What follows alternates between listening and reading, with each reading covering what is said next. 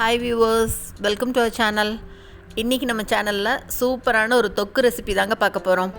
நெல்லிக்காய் வச்சு தொக்கு பண்ண போகிறோம்.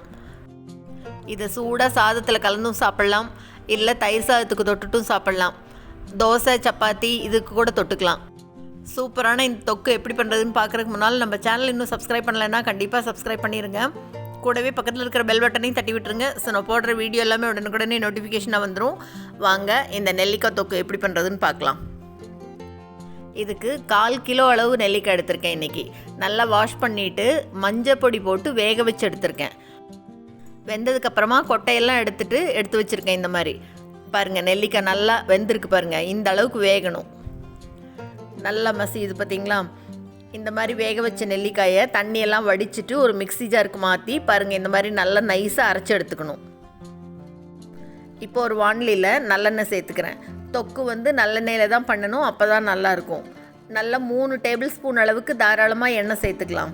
எண்ணெய் நல்லா சூடான உடனே கடுகு சேர்த்துட்டு, கடுகு பொரிஞ்ச உடனே 1/4 டீஸ்பூன் அளவு பெருங்காயத்தூள், 1/4 டீஸ்பூன் அளவு மஞ்சள் தூள், 3 ஸ்பூன் அளவுக்கு மிளகாய்த்தூள் சேர்த்துக்கிறேன்.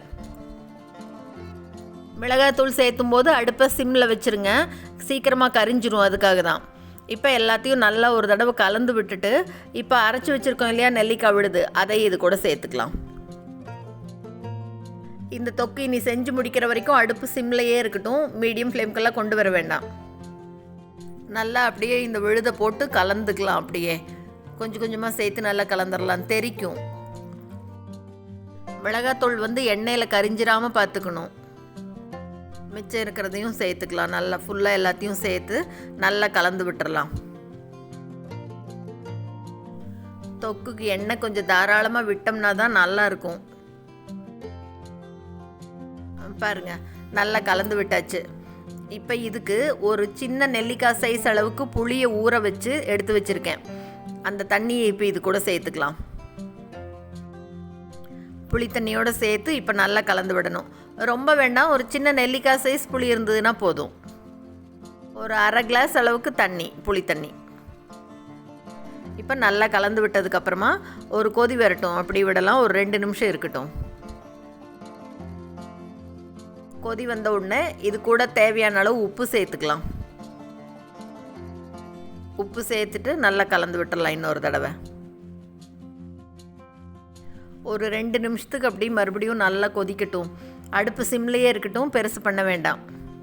கொதி வந்ததுக்கப்புறமா இப்போ இது கூட 1 ஸ்பூன் அளவுக்கு வெல்லம் சேர்த்துக்கிறேன். இந்த நெல்லிக்காய் தொக்குக்கு வெல்லம் சேர்த்தினா தான் நல்லாயிருக்கும். நெல்லிக்காயோட துவர்ப்புக்கும் காரம் வேறு சேர்த்துருக்கோம் இல்லையா, எல்லாத்துக்கும் சேர்த்து இந்த வெல்லம் கொஞ்சம் பேலன்ஸ் பண்ணி கொடுக்கும். அப்போ தான் டேஸ்ட் நல்லாயிருக்கும்.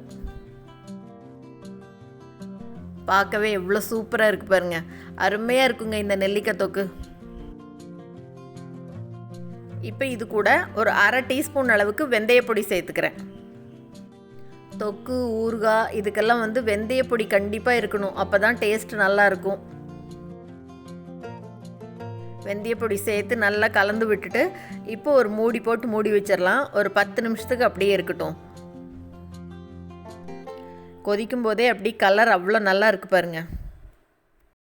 ஒரு 10 நிமிஷம் கழித்து திறந்து பார்க்கலாம். பாருங்கள், அப்படியே சூப்பராக எண்ணெய் எல்லாம் அப்படியே மிதந்து மேலே வருது பாருங்கள். எண்ணெய் இந்த மாதிரி பிரிஞ்சு மேலே வரணும், இதுதான் சரியான பக்குவம்னு அர்த்தம். இப்போ அடுப்பை ஆஃப் பண்ணிடலாம். அவ்வளோதாங்க, சூப்பராக நெல்லிக்காய் தொக்கு ரெடி பண்ணியாச்சு. பார்க்கவே எவ்வளோ அருமையாக இருக்குது பாருங்கள். தயிர் சாதத்தோட தொட்டு சாப்பிட அப்படியே அமிர்தம் மாதிரி இருக்கும். கண்டிப்பாக செஞ்சு பார்த்துட்டு மறக்காமல் கமெண்ட் பண்ணுங்கள். தேங்க்ஸ் ஃபார் வாட்சிங்.